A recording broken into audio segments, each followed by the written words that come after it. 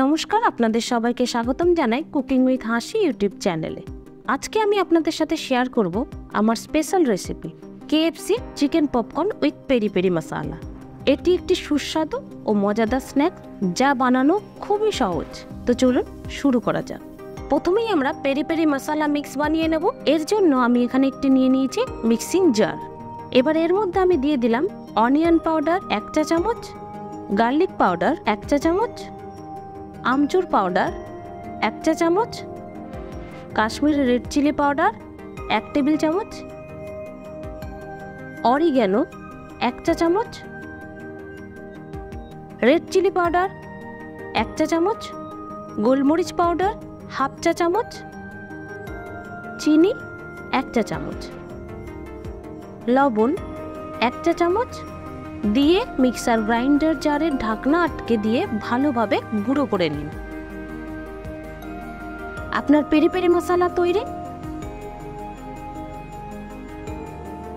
এবার আসবো আমরা চিকেন প্রস্তুতে। চিকেন ব্রেস্টগুলোকে লম্বা ট্রিপস করে কাটুন। তারপর ট্রিপসগুলোকে ছোট ছোট কিউবে কাটুন। একটি বাটিতে চিকেন কিউবসগুলো নিন। আদা রসুন পেস্ট, ভিনিগার এবং পেরি পেরি মশলা দিয়ে ভালো করে মেশান।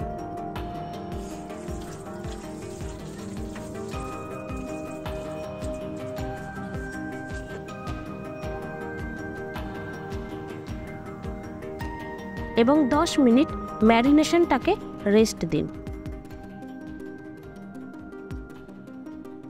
একটি বড় বাটিতে ময়দা নিন এবং নুন দিন। আরেকটি বড় বাটিতে ঠান্ডা জল দিয়ে ভর্তি করুন।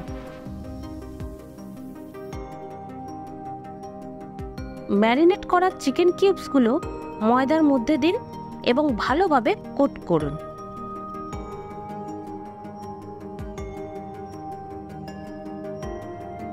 তারপর অতিরিক্ত ময়দা ঝেড়ে ঠান্ডা জলে ডুবিয়ে নিন। অতিরিক্ত জল ঝরে গেলে আবার ময়দার মধ্যে ফেলে ভালো করে চটকে নিন।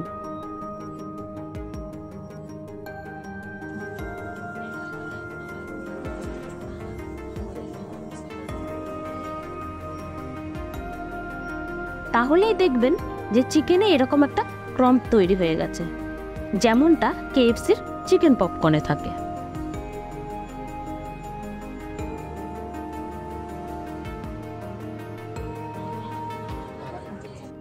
এবার ভেজে নেওয়ার পালা।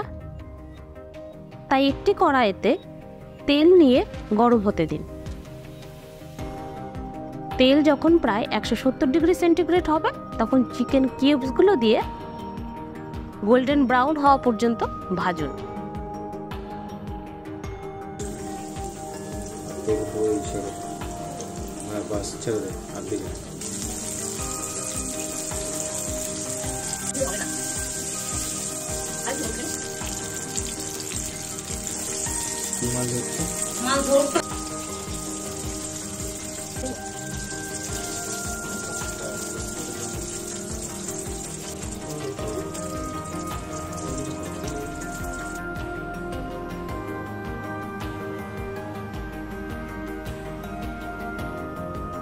ভাজা হয়ে গেলে অতিরিক্ত তেল ঝরে গেলে একটি বাটিতে তুলুন।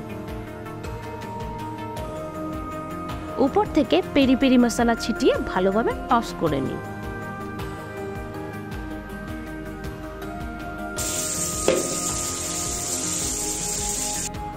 এবং আমাদের গরম গরম KFC চিকেন পপকর্ন তৈরি।